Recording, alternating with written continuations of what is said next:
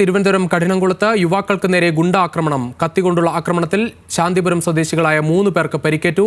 അക്രമികളിൽ ഒരാൾ അറസ്റ്റിലാണ്. അഞ്ജു ജയപ്രകാശ് ചേരുന്നു കൂടുതൽ വിവരങ്ങളുമായി. അഞ്ജു, എന്താണ് ഈ ആക്രമണത്തിലേക്ക് എത്തിച്ചത്? വിശദാംശങ്ങൾ. വൈകിട്ടോടു കൂടിയാണ് ഈ സംഭവം നടക്കുന്നത്. ഈ പള്ളിപ്പെരുന്നാളിനോടനുബന്ധിച്ച് ജോലിയിൽ ഏർപ്പെട്ടിട്ടുള്ള യുവാക്കൾക്ക് നേരെയാണ് ഗുണ്ടകളുടെ ആക്രമണം ഉണ്ടായിരിക്കുന്നത് എന്നാണ് ഇപ്പോൾ പോലീസിൽ നിന്നടക്കം കിട്ടുന്ന വിവരങ്ങൾ. അതായത് ചെറിയൊരു വാക്ക് തർക്കത്തിൽ തുടങ്ങിയ പ്രകോപനമാണ്. അവിടെയാണ് ഈ യുവാക്കൾക്ക് നേരെ ഗുണ്ടകളുടെ ആക്രമണം ഉണ്ടായത്. കഠിനകുളത്താണ് സംഭവം ഉണ്ടാവുന്നത്.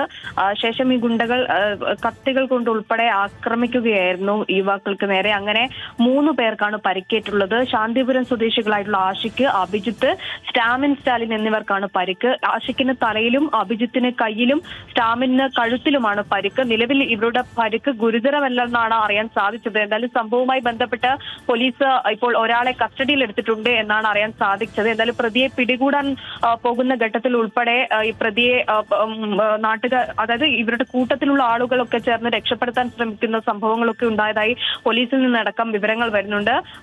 സ്ഥലത്ത് വലിയ തരത്തിൽ പ്രതികളെ രക്ഷപ്പെടാൻ ഉൾപ്പെടെ കൂട്ടത്തിലുള്ള ആളുകൾ ശ്രമിച്ചു എന്നടക്കമുള്ള കാര്യങ്ങളാണ് പോലീസിൽ നിന്ന് കിട്ടുന്നത്. ഈ പ്രദേശത്ത് വലിയ തരത്തിൽ ലഹരി കച്ചവടമൊക്കെ നടത്തുന്ന ആളുകളാണ് ഈ ഗുണ്ടാലിസ്റ്റിൽപ്പെട്ടിട്ടുള്ള ഈ 3 പേരും എന്നാണ് പോലീസിൽ നിന്നടക്കം വിവരങ്ങൾ ലഭിക്കുന്നത്. രുചീഷ്. ശരി അഞ്ജു.